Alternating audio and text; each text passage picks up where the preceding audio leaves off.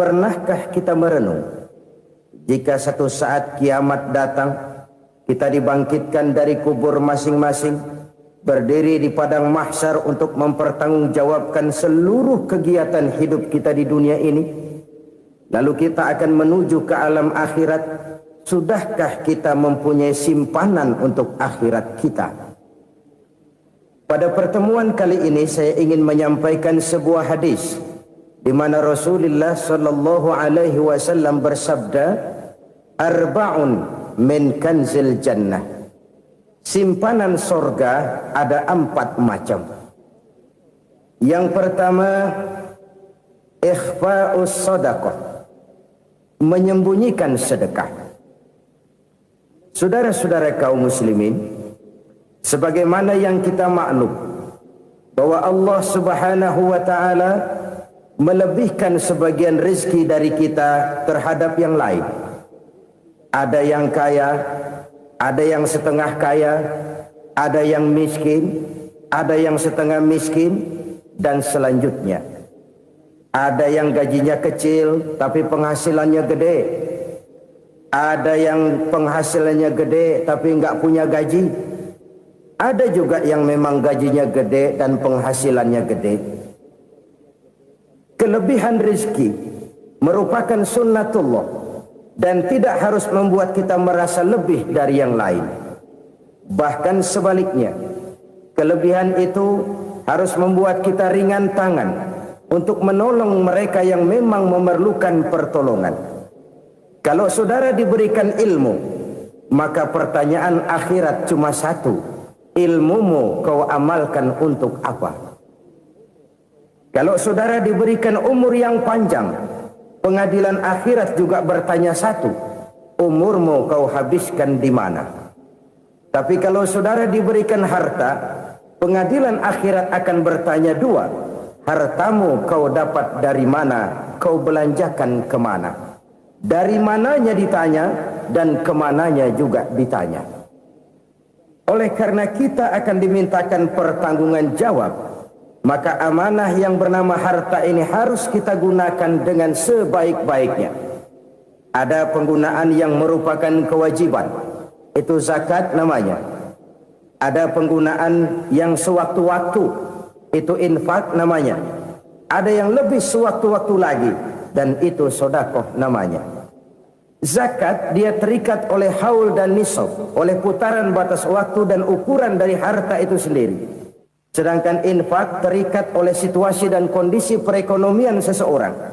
Sedangkan sedekah tidak terikat dengan apapun. Dalam kondisi seperti apapun kita bisa melakukan sedekah dengan yang terkecil sekalipun. Sampai-sampai Rasulullah sallallahu alaihi wasallam mengajarkan, la tahqiranna minal ma'rufi syai'an walau an talqa akhaka biwajhin talik.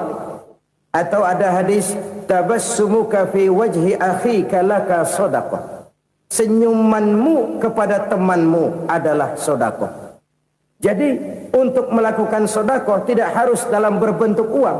Dengan ilmu kita bisa sedekah, dengan tenaga kita bisa bersedekah, dengan pikiran kita bisa bersedekah, bahkan senyum kepada teman itu pun sedekah.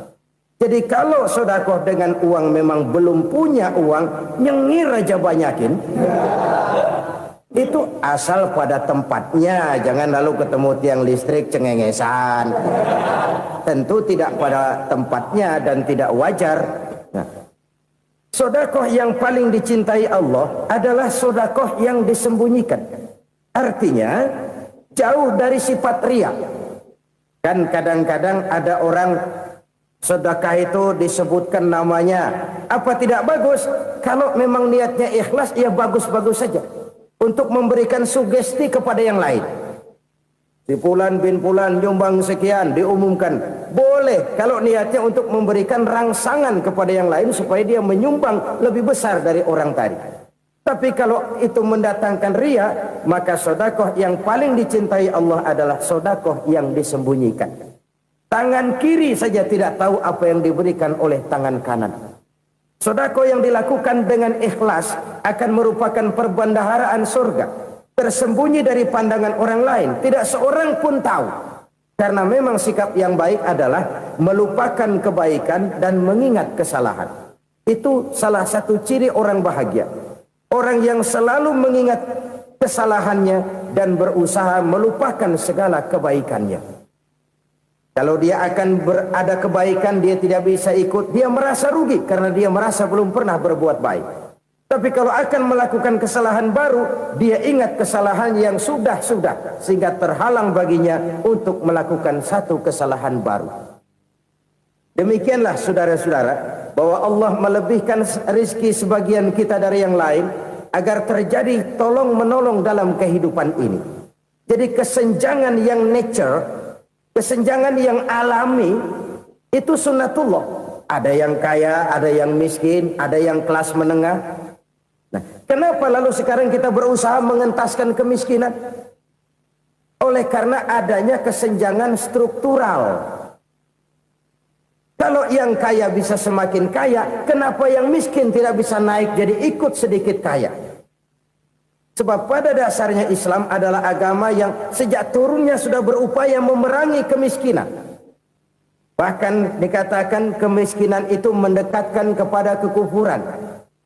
Orang kalau miskin udah dekat banget sama kafir. Gampang menjadi kafir. Berapa banyak saudara-saudara kita yang oleh karena soal perut, oleh karena soal materi, terpaksa meninggalkan dan menanggalkan akidahnya. Menjual petunjuk yang diberikan Allah dengan kesenangan dunia yang cuma sebentar ini. Na'udzubillah, thumma na'udzubillah. Jadi makin kita sembunyikan satu sedekah, semakin banyak perbendaharaan kita di surga. Sedekah yang paling dicintai Allah adalah sedekah yang disembunyikan. Malahan ada seorang sufi, dia punya kebiasaan kalau pergi sholat Jumat dia bawa uang, itu uang dia taruh di bawah tikar masjid. Dia niat sedekah kepada siapa saja yang nemuin itu duit. Maksudnya apa? Supaya yang nemuin nggak tahu siapa yang punya duit. Demikian dia saking ingin menyembunyikan sedekahnya. Karena sifat ria itu bisa memakan amal kita sendiri. Ria itu termasuk menyebut-nyebut kebaikan kita. Orang yang suka nepuk dada, sedikit-sedikit ngitungnya kalau nggak gua. Tuh kalau nggak gua tuh yang belas itu kalau nggak gua. Iya kalau nggak lu kenapa emang? Orang yang suka menepuk jasa. Tuh biasanya memang begitu saudara-saudara.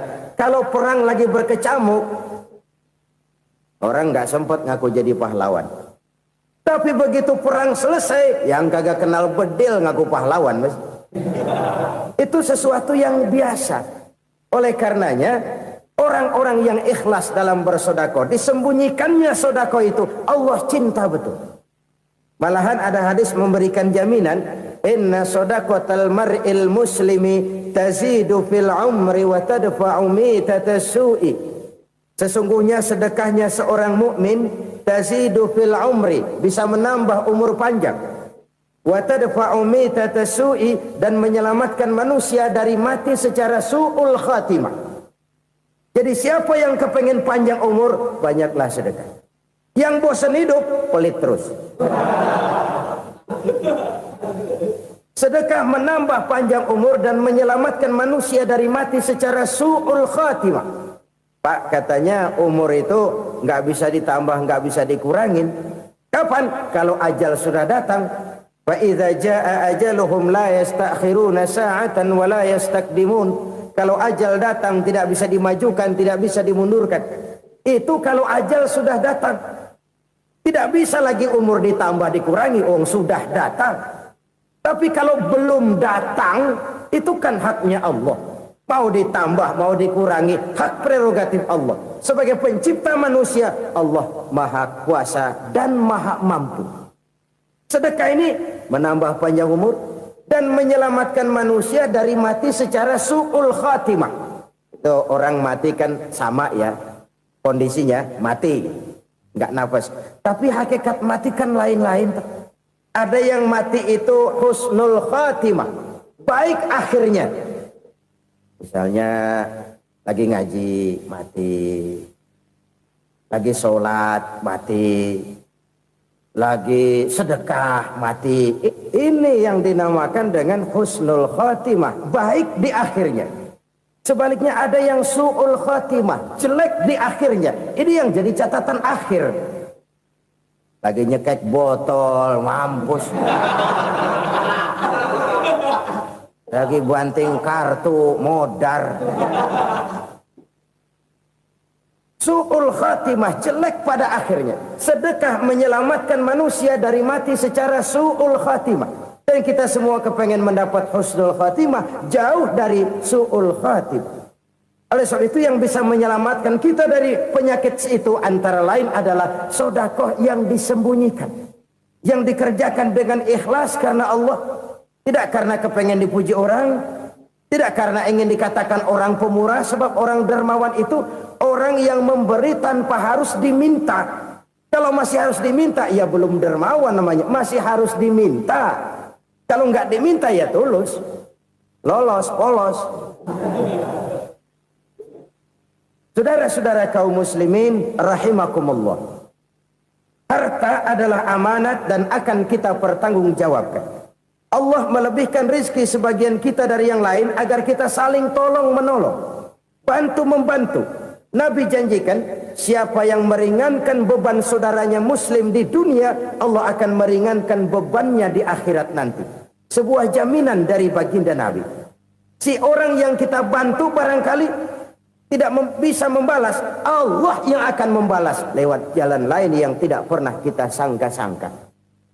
Ada orang tanya, Pak, ini ada orang nyumbang masjid sambil marah-marah, bagaimana? Saya bilang sumbangannya aja ambil, marahnya jangan. Marahnya jangan diambil, itu urusan dia. Saudara-saudara kaum muslimin rahimakumullah, umat Islam ini kan umat yang punya potensi besar. Kadang kita merenung, kenapa kadang-kadang pembangunan masjid kok lambat sekali? Kalau hotel hari ini peletakan pertama, bulan depan peresmian. Supermarket hari ini peletakan batu pertama, minggu depan peresmian. Tapi kalau sudah yang namanya masjid, kadang-kadang peletakan batu pertama sekaligus jadi batu terakhir. 3 tahun, 4 tahun, campur nebar jalak di jalanan, duit dijaring kayak ikan sepat. Apa tidak ada orang Islam yang kaya? Banyak. Apa tidak ada pengusaha muslim yang jadi konglomerat? Ada. Lalu yang belum banyak itu yang komit terhadap nilai-nilai agamanya. Akhirnya kita jatuh jadi umat yang lemah. Belum ada pengusaha konglomerat muslim buka pabrik supermi cap beduk misalnya umpamanya atau pabrik kecap cap sorban supaya identitas keislamannya sedikit kelihatan. Kita jatuh jadi umat yang lemah karena potensi tidak terinventarisir dengan baik. Kita ini ibarat kompor yang cuma matengin nasi orang lain.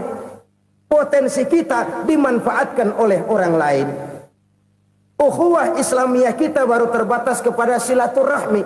Ukhuwah di bidang ekonomi kita lemah. Ukhuwah di bidang kebudayaan kita lemah. Apalagi ukhuwah di bidang politik kita lebih rapuh lagi. Padahal ukhuwah itu adalah totalitas kehidupan manusia, menyangkut ipolexosbud, memerlukan nilai-nilai ukhuwah. Jadi oleh karena itu mari kita menyadari, di dalam harta kita, walaupun kita yang cari, pergi pagi, pulang sore, peras keringat, banting tulang, di sana ada harta anak yatim, di sana ada hak masjid, di sana ada hak pesantren, di sana ada hak jihad. Berbahagialah seseorang apabila dia oleh Allah dijadikan keran. Keran itu menyimpan air, tapi tidak untuk dirinya, tapi disalurkannya kepada mereka yang memang memerlukannya. Saudara-saudara kaum muslimin rahimakumullah, ini yang pertama. Jadi perbendaharaan surga adalah menyembunyikan sedekah. Orang lain nggak tahu, kita pun nggak pernah ngitung-ngitung. Kita anggap lewat begitu saja, padahal itu deposit akhirat. Satu. Yang kedua, perbendaharaan surga itu apa? Wa kitmanul musibah, menyembunyikan kesulitan. Kadang orang takut menghadapi kesulitan. Tapi makin kita merenung, hidup ini kan sebenarnya urusan. Takut sama urusan ya jangan hidup. Tandanya orang hidup itu kalau punya urusan. Urusan melupakan problem. Problem sering menimbulkan kesulitan. Kesulitan bukan untuk ditakuti, tapi untuk diatasi dan dicarikan jalan keluarnya. Siapa sih orangnya yang nggak pernah sulit-sulit? Makin tinggi status sosialnya, makin gede urusannya. Makin tinggi kualitas imannya, makin berat tingkat kesulitannya. Cuma memang yang namanya enak itu seperti pelangi. Biang lala itu nggak pernah di atas kepala kita, di atas kepala orang melulu. Lo sih enak lo, kata kita. Dia juga bilang yang enak kan lo.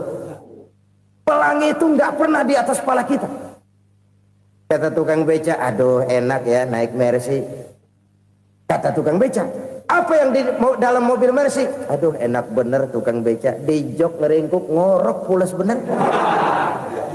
Saya kamar pakai AC sejuk, tempat tidur sutra, empuk, alga, spring bed, gula kulik nggak bisa pulas kalau belum minum Valium, belum tidur. Enak bener tukang beca, di jok ngorok nggak tahu wetan kulon.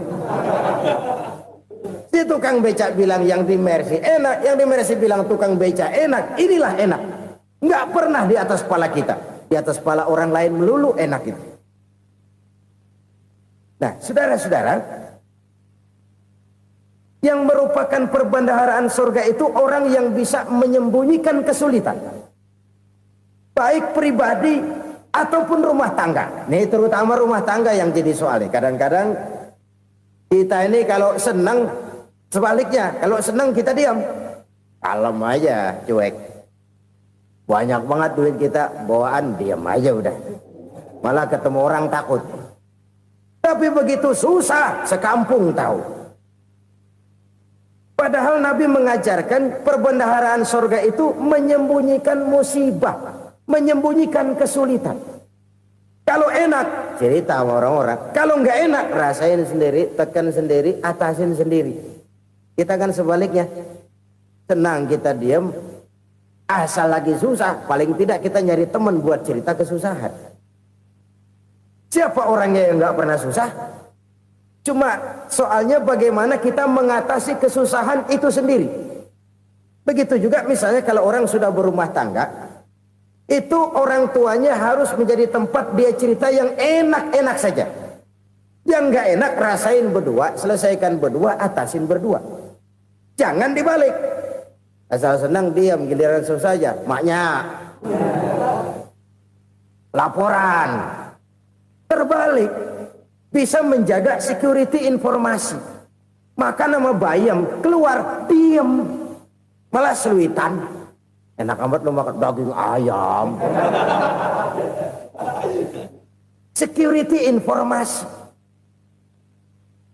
Saudara-saudara kaum muslimin rahimakumullah.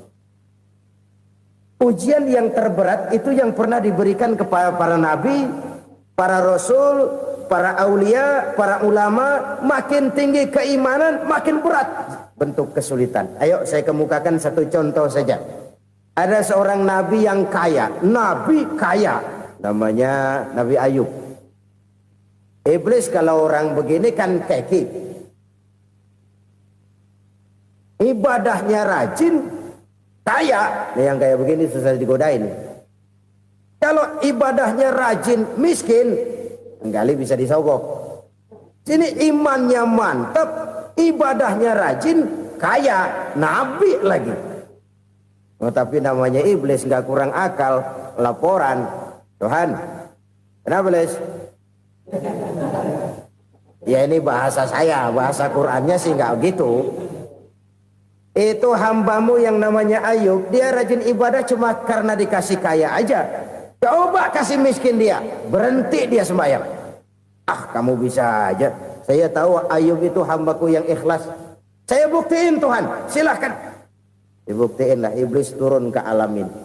Yang mula-mula dia lakukan, dia rusak sawah ladang Nabi Ayub. Dia binasakan binatang ternak Nabi Ayub. Sehingga dalam waktu singkat, jatuhlah Nabi Ayub dari orang paling kaya jadi orang paling miskin. Beliau masih ibadah di mihrab dalam masjid. datang iblis. Saudara Ayub, ya, lagi ngapain? Ibadah. Nyembah Allah, nyembah Allah. Oh, percuma.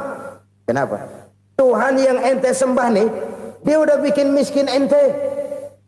Sawah ladang ente hancur lebur, binatang ternak binasa. Sekarang ente jadi orang paling miskin. Ngapain nyembah Tuhan kayak begitu? Tekor. Udah berhenti dah ibadah, berhenti ibadah. Ini iblis sama Tuhan laporannya lain, yang dikerjakan kepada Nabi Ayub juga lain. Benar begitu iblis kata Nabi Ayub? Iya, sawah ladang saya habis, buras. Binatang ternak saya binasa, binasa. Saya miskin, bangpak. Apa jawab Nabi Ayub? Bukan innalillahi, ini hebat. Alhamdulillahillazi a'tani wa akhza minni. Segala puji bagi Allah yang telah memberikan harta kepada saya dan sekarang mengambilnya lagi. Alhamdulillah. Allah yang ngasih, Allah yang ambil. Itu mah urusan Allah. Iblis cuman ibadah jalan terus, sujud lagi Nabi Ayub. Iblis seleher gondok banget. Dasar Nabi nggak mempan dia apa-apain. Miskin malah alhamdulillah. Allah yang ngasih, Allah yang ngambil. Jadi kalau kita tidak komit, kita tidak terikat kepada kaya, miskin, senang, susah, apa yang bisa bikin kita susah? Jadikan kekayaan, kemiskinan, jadikan senang, susah sebagai anak buah yang bisa kita atur. Jangan kekayaan ngatur kita, jangan kemiskinan ngatur kita. Kita yang harus mengatur mereka. Senang, susah, kaya, miskin, bahagia, sengsara, jadikan itu anak buah yang bisa kita atur. Kalau sekarang kita kaya, lain saat boleh jadi kita miskin, semiskin-miskinnya. Allah yang ngasih, Allah yang ngambil. Tenaga mana yang bisa menghalangi? Ibadah jalan terus. Iblis makin gondok. Dasar Nabi loh. Akhirnya apa? Nabi Ayub dikerjain, diberikan penyakit. Demikian fatal penyakitnya. Bayangin, udah miskin sakit. Masya Allah. Miskin sakit. Sakitnya nggak lama, kira-kira 16 tahun. Istrinya 3, 2 mental minta ceraiin. Ngerawatin laki bengek begini. Senang belum tentu, susah udah pasti nih. Cerai aja, cerai dah. Cerai. Tinggal satu Siti Rahmah yang setia menemani beliau. Sesetia-setianya hati perempuan. Satu saat Siti Rahmah bilang, "Bang, iya, abang kan Nabi bang. Lalu namanya Nabi kan doanya jarang meleset bang. Maksud kamu minta kenapa sih sama Tuhan biar abang sembuh baik dah bang?" Siti Rahmah, iya. Saya sakit berapa tahun sih dah? 16 tahun bang. Sebelum ini saya sehat berapa tahun? Ya kira-kira 60 tahun bang. Nah coba ente banding-bandingin Rahmah. Saya dikasih sehat 60 tahun. Dikasih sakit 16 tahun. Sudah nggak sabar mau doa kepada Allah minta sembuh. Saya malu kepada Allah. Diuji dengan yang luar biasa seperti ini, tidak mengganggu stabilitas kehambaannya. Dia tetap menghamba kepada Allah Subhanahu wa ta'ala. Saudara-saudara kaum muslimin rahimakumullah. Kunci menghadapi kesulitan itu apa? Allah jelaskan dalam satu ayat, wa basyiris sabirin alladzina iza asabathum musibah qalu inna lillahi wa inna ilaihi raji'un. Gembirakan orang-orang yang sabar. Siapa mereka itu? Yang apabila mendapat musibah mereka kembali kepada keyakinan dasar. Segalanya dari Allah dan segalanya akan kembali kepada Allah. Ini konsepsi dasar dari sikap muslim dalam menghadapi berbagai kesulitan. Segalanya dari Allah, segalanya akan kembali kepada Allah. Kalau ini sudah kondisi dasarnya, maka kita akan lapang menghadapi kenyataan bagaimanapun pahitnya. Apakah itu namanya miskin, apakah itu namanya sakit, bahkan maut sekalipun. Maut sekalipun. Segalanya dari Allah, segalanya akan kembali kepada Allah. Ini sikap hidup, bukan sekedar ucapan. Kita kadang-kadang menjadikannya sebagai ucapan.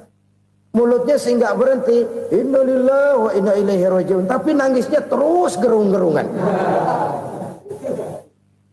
Bukan itu, ini kesadaran moral. Kalau segalanya dari Allah, segalanya kembali kepada Allah, kan sebenarnya cuma nunggu giliran. Hari ini saya nyembayangin dia, entah hari apa saya disembayangin orang. Hari ini saya antar dia ke kubur, entah hari apa orang nganterin saya ke kubur.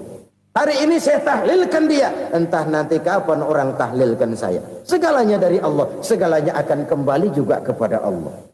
Oleh sebab itu saudara-saudara, kesulitan bukan untuk ditakuti, kesulitan justru untuk diatasi, dicarikan jalan keluarnya. Dan tidak ada orang yang tidak pernah mendapat kesulitan, tidak ada. Semakin tinggi status sosial, semakin tinggi kualitas keimanan, semakin besar juga tingkat kesulitan. Hanya saja bagaimana cara kita mengatasinya. Dan Al-Quran menyatakan, inna ma'al usri yusra. Di balik kesulitan itu pasti ada kemudahan. Roda itu berputar. Karena itu Rasulullah sallallahu alaihi wasallam mengingatkan kepada kita, ta'arraf ilallahi fir raha ya'rifka fisyiddah. Ingatlah kepada Allah di waktu kamu senang, supaya Allah ingat kepada kamu di waktu kamu susah. Kalau waktu senang kita ingat kepada Allah, kita susah, Allah tidak akan meninggalkan kita. Tapi kalau waktu senang kita jauh dari Allah, sujud tidak sempat, dengan masjid jauh, ketika senang kita lupakan Allah. Nanti begitu kita susah, Allah lupakan kita. Dan itu menyakitkan. Oleh karena itu orang-orang tua kita dulu bilang, kalau lagi sehat ingat-ingat lu bakal sakit nanti. Kalau lagi kaya ingat-ingat satu saat kita bakal jatuh miskin. Bahkan kalau lagi muda ingat-ingat kita bakal tua. Dan yang terpenting kalau lagi hidup ingat-ingat kita bakal mati. Saudara-saudara kaum muslimin rahimakumullah. Jadi yang kedua yang merupakan perbendaharaan surga, menyembunyikan musibah. Saudara-saudara kaum muslimin rahimakumullah. Hal ketiga yang merupakan perbendaharaan surga adalah wasilatur rahmi. Orang yang suka bersilaturahmi. Sebagaimana yang kita maklum bahwa manusia adalah makhluk yang disebut zon politika. Makhluk sosial yang tidak mungkin hidup sendiri-sendiri. Betapa dan siapapun kita memerlukan orang lain. Bodoh betul manusia kalau tinggal di tengah masyarakat tapi tidak mau bermasyarakat. Merasa hebat sendiri, pintar sendiri, gagah sendiri, kaya sendiri. Mungkin kalau mati juga ngubur sendiri. Jangankan kita di sini, di sorga saja Nabi Adam waktu sendirian bengong melulu, mondar mandir. Allah tegur dam sepi dam. Ya ini kalau bahasa saya. Iya Tuhan sepi ini nggak ada coret-corekan pisan ini. Diciptakan Siti Hawa baru anteng Nabi Adam. Itu di sorga. Cobalah. Umpamanya saudara tinggal di Jakarta nih. Kayak bener. Apaan aja di Jakarta punya saudara dah. Jembatan Semanggi ambil. Monas buntel bawa pulang. Hotel-hotel ambil semua. Cuman tinggal di Jakarta sendirian, apa enaknya? Betapa dan siapapun kita perlu orang lain. Tidak ada seorang pun yang bisa memenuhi kebutuhan hidupnya secara sendiri-sendiri. Nah, Islam telah menyelamatkan manusia dari ras diskriminasi, mengikat manusia dengan persaudaraan yang berlandaskan kepada akidah. Karena itu dianjurkan bersilaturahmi. Bahkan Nabi menyatakan, man arada ayyubsata lahu fi rizqihi wa yunsa'a fi atharihi falyasil rahimah. Siapa yang kepengen diluaskan rezekinya dan dipanjangkan usianya, banyaklah ia bersilaturahmi. Siapa yang kepengen dimudahkan rezekinya, hendaknya ia banyak bersilaturahmi. Kalau banyak teman, kesulitan kan paling tidak ada tempat cerita. Udah susah, sendirian kita pikirin diri, nggak ada tempat tukar pikiran. Cepet banget sama bengek. Dilawan sendiri. Nah, secara makro kita bisa berkata, tidak mungkin ada kemenangan kalau tidak ada kekuatan. Tidak ada kekuatan kalau tidak ada kesatuan dan persatuan. Tidak mungkin ada kesatuan dan persatuan tanpa semangat silaturahmi. Kalau umat Islam mau menang, dia harus kuat. Kalau umat Islam mau kuat, dia harus bersatu. Kalau umat Islam mau bersatu, dia harus membudayakan silaturahmi ini.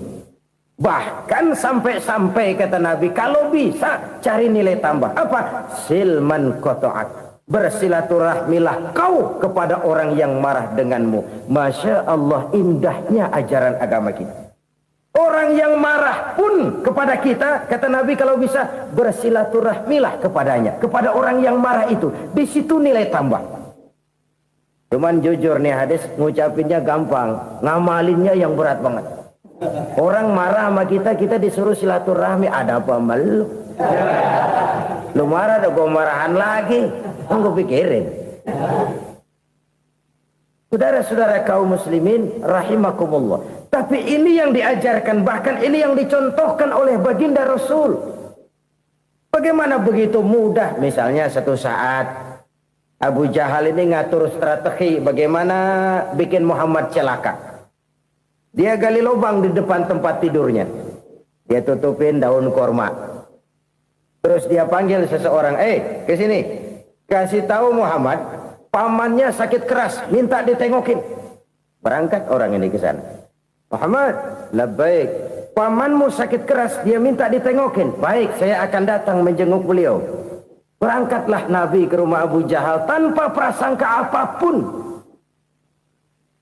Abu Jahal udah pasang setil, selimut 3 rangkap setengah dipakai, persis kayak orang meriang.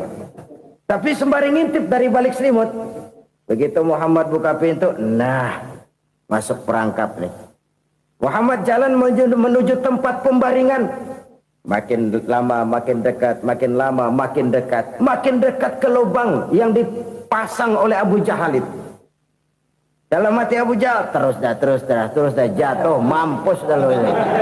Mampus lo hari ini nih. Apa yang terjadi?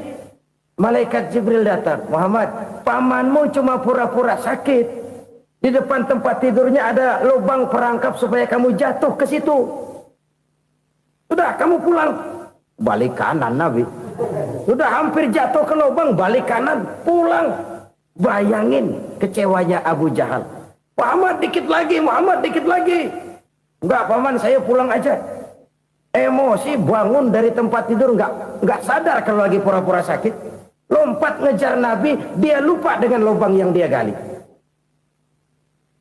Serak, nyemplung sendiri ke dalam lubang.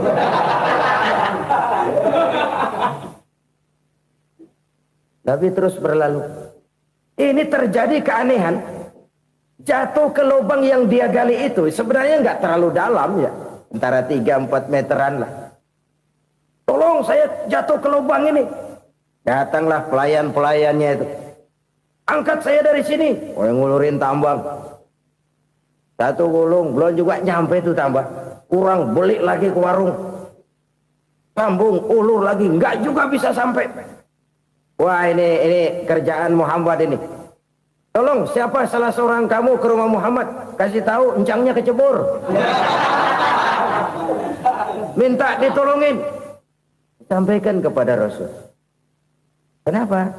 Pamanmu jatuh ke lubang, Muhammad minta tolong diangkatin. Tambang udah nyambung-nyambung nggak nyampe juga. Ya, nanti saya datang, saya tolong. Cobain.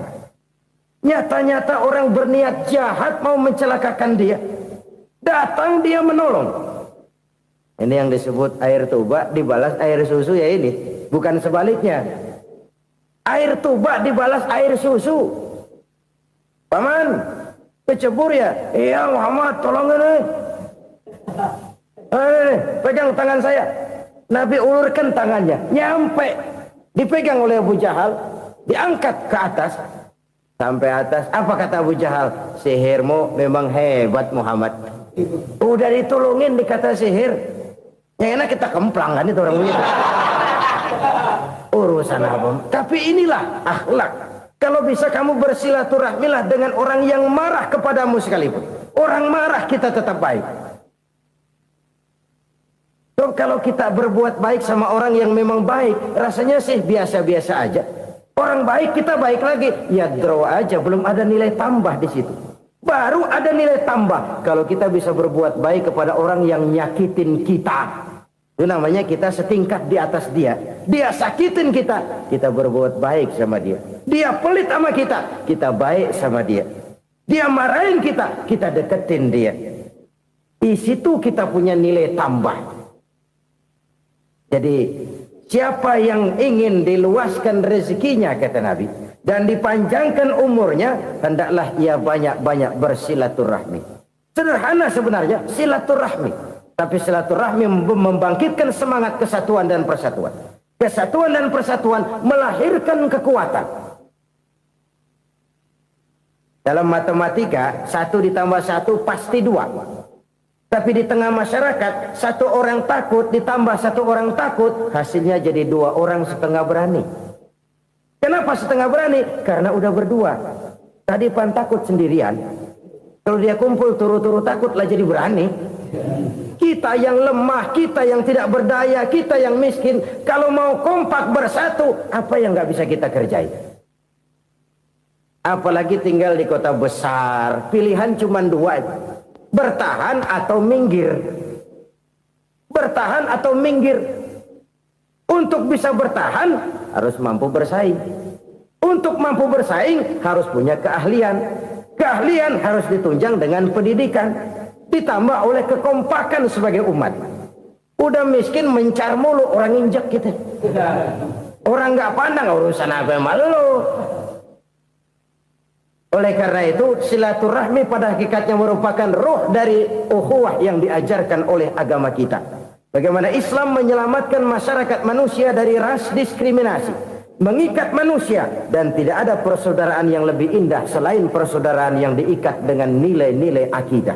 Sepanjang orang di jalan Allah, itulah saudara kita. Keluar dia dari jalan Allah, selesailah persaudaraan sampai di situ. Karena itu, kalau ingin menyimpan sesuatu di surga, banyaklah bersilaturahmi. Datang ke rumah ini, datang ke rumah itu, dan lain sebagainya. Itu simpanan kita di akhirat nanti. Ini yang ketiga. Saudara-saudara, yang keempat, perbendaharaan surga itu apa? Wa qawlu la hawla wa la quwwata illa billah.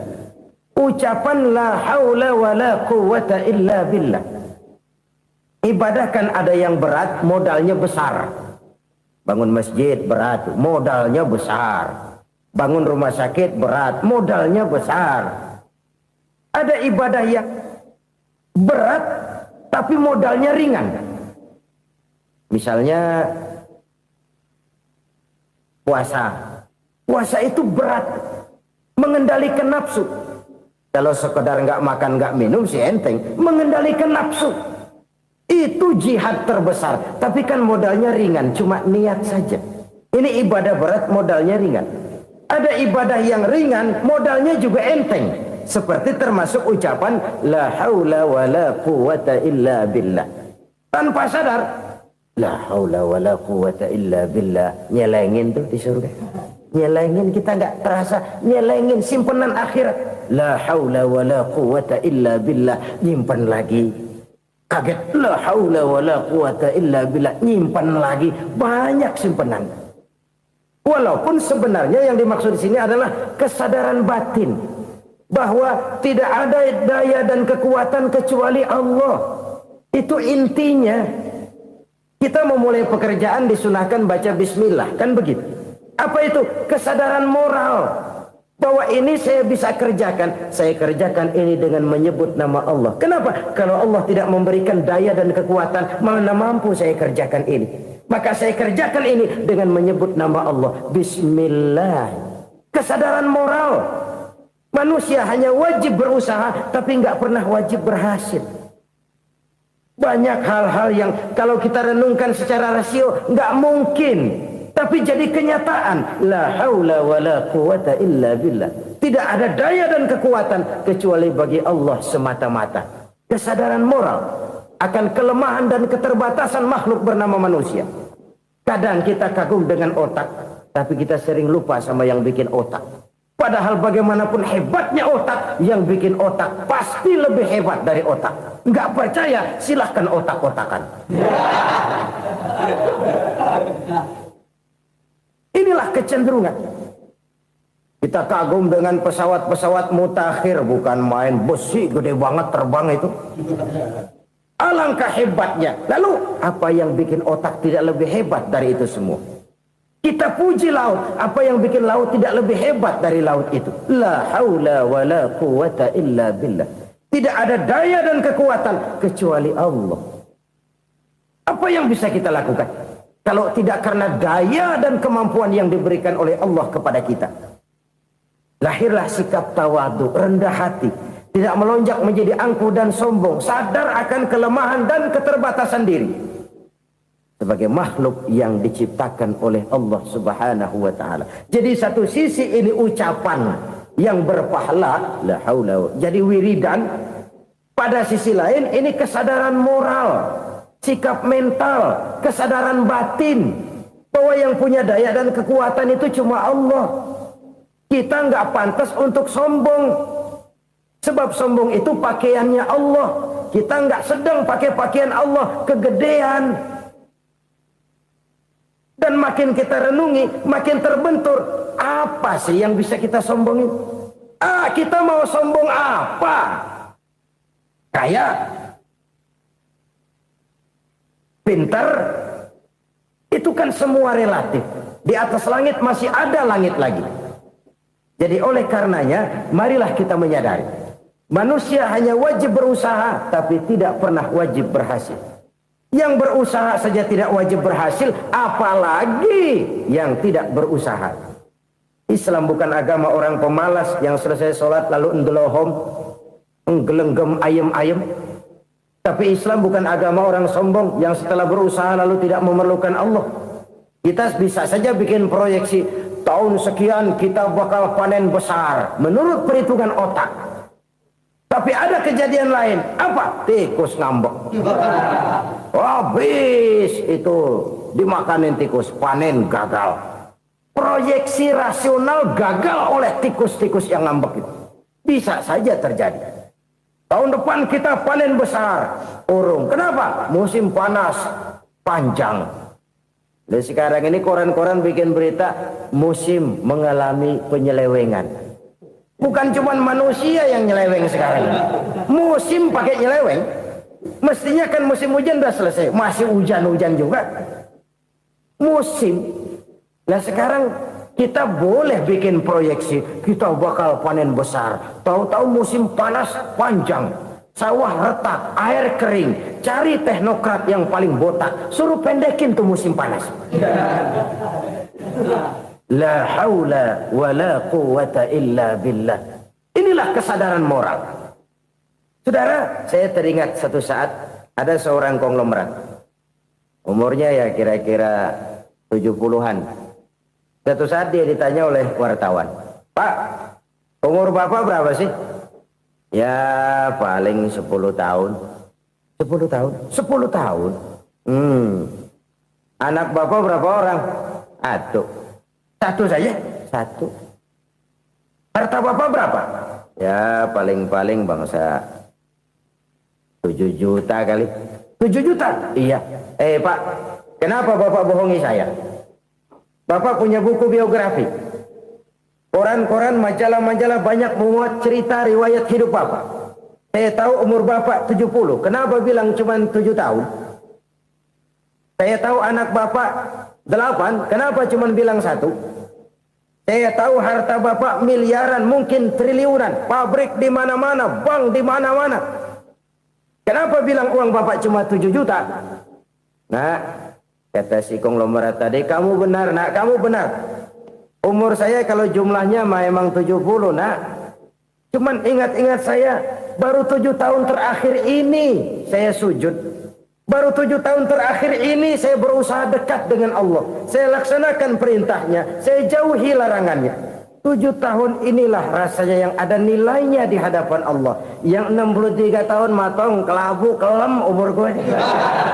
Habis untuk maksiat, untuk munkarat. Maka ketika ditanya tadi, umur saya 7 tahun itu. Oh begitu Pak. Oh iya. Lalu anak Pak. Anak Bapak kan 8. Kenapa bilang cuma 1? Nah, kalau jumlah hitungannya memang anak saya 8. Tapi dari 8 orang ini rasanya cuma 1 nih. Yang bakal jadi buah hati, belahan jantung. Pelanjut cerita, penerus sejarah. Bakal jadi anak soleh yang akan mendoakan saya. Cuma 1 rasanya anak saya ini yang bakal jadi buah hati saya. Besar-besaran saya. Yang akan mendoakan di kubur saya. Yang akan mendoakan di akhirat saya. Yang 7 orang mana? Masya Allah. Yang 1 tenggeng. Yang 1 nyekek botol mulu. Yang 1 nggak karu-karuan. Makanya saya bilang 1 anak saya yang akan bisa mendoakan saya.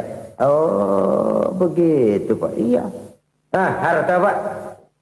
Harta Bapak kan triliunan. Pabrik Bapak di mana-mana. Uang Bapak hampir di tiap bank-bank besar. Kenapa bilang cuma 7 juta? Betul kau nak. Harta saya kalau jumlahnya memang miliaran, triliunan mungkin. Tapi yang saya ingat baru 7 juta tuh yang saya belanjakan di jalan Allah. Saya nyumbang masjid. Saya santuni yatim piatu. Saya bantu pembangunan pesantren. Saya bantu pembangunan rumah sakit Islam. Itu yang akan saya bawa pulang ke akhirat. Yang 7 juta itu. Yang triliunan itu nanti akan diperebutkan oleh anak-anak saya sebagai waris saya. Jadi harta saya 7 juta itu yang bakal nemenin saya di akhirat. Yang akan saya bawa pulang jadi teman saya. Saudara-saudara kaum muslimin, jangan-jangan orang tua itu adalah kita-kita ini. Jangan-jangan kita-kita ini adalah orang tua itu. Jangan-jangan itu potret dari diri kita masing-masing. Dari sekian umur yang diberikan Allah, berapa tahun yang ada nilainya di hadapan Allah. Dari sekian anak-anak yang merupakan amanah, berapa yang akan mendoakan kita sebagai orang tuanya menjadi anak soleh. Dari sekian banyak harta yang diberikan Allah, berapa yang akan kita bawa pulang menghadapnya nanti, yang kita belanjakan di jalan Allah. Ini sebuah potret kehidupan. Karena itu kita kembali kepada la haula wa la quwata illa billah. Kita wajib berusaha, kita wajib berikhtiar. Selebihnya segala daya dan kekuatan hanya milik Allah saja semata-mata.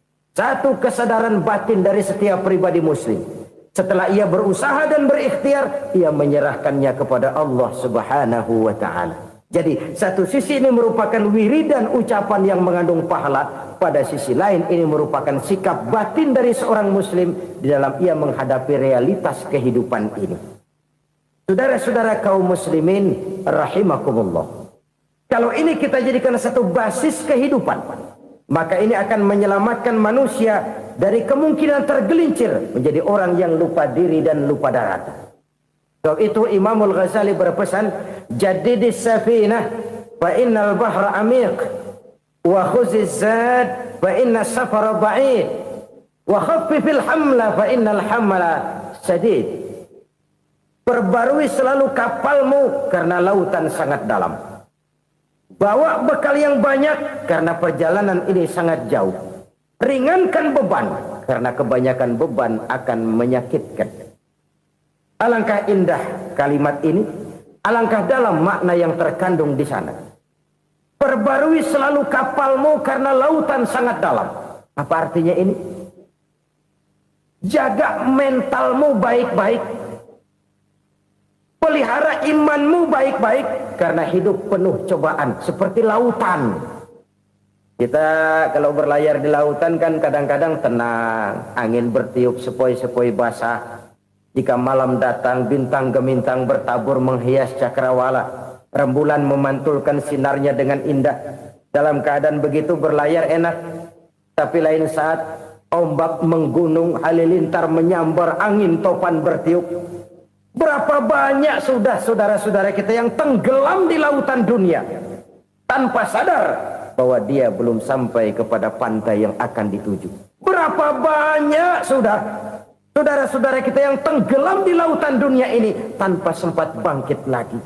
Dia menyangka sudah sampai kepada tujuannya. Hati-hati kapal jangan sampai bocor karena lautan sangat dalam. Iman ini jaga baik-baik karena hidup penuh dengan ujian. Wa khuziz zad fa inna safara ba'id.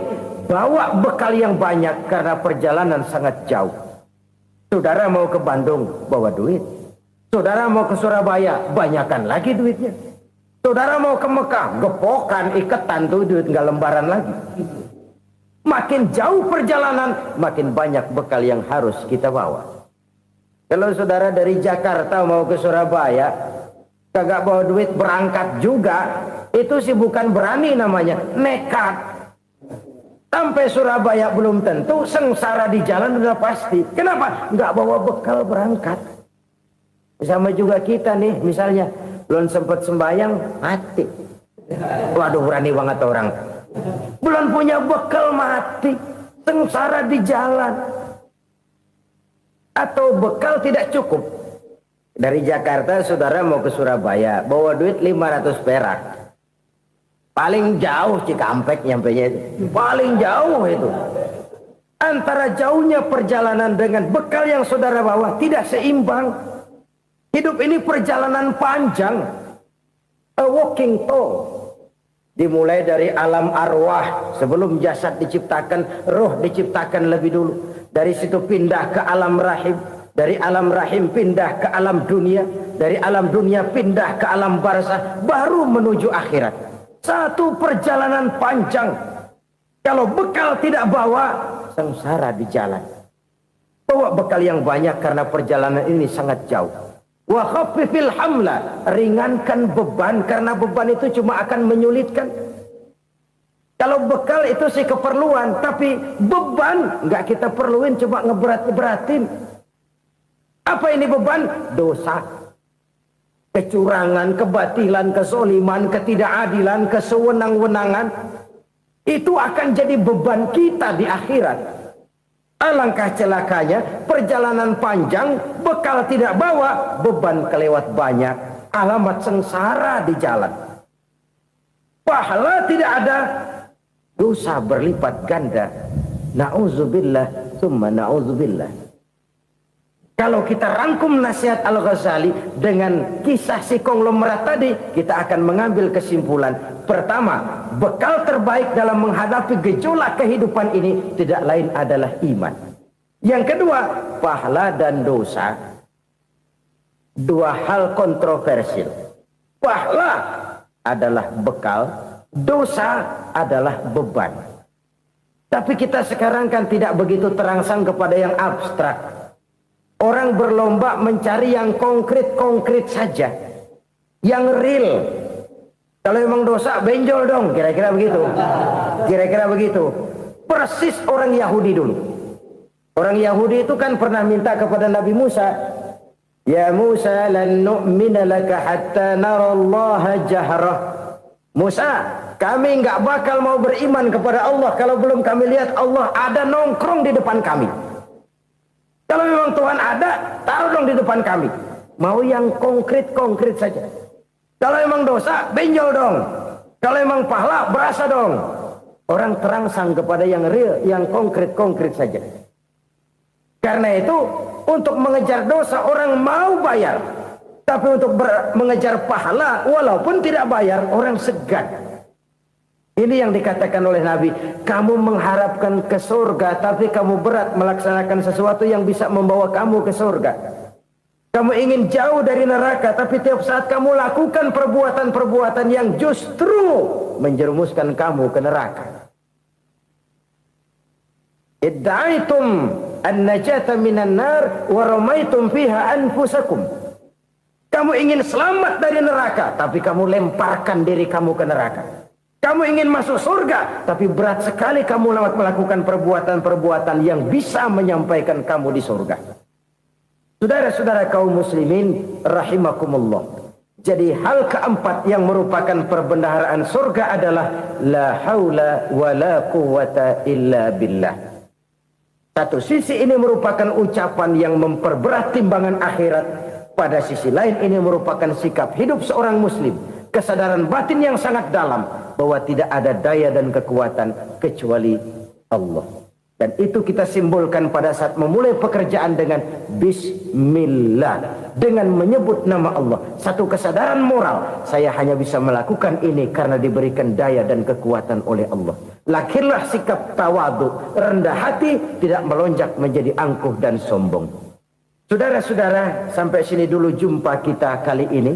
Semoga 4 perbendaharaan sorga ini dapat kita lakukan, yang kelak akan merupakan bekal kita di kemudian hari nanti. Amin ya rabbal alamin.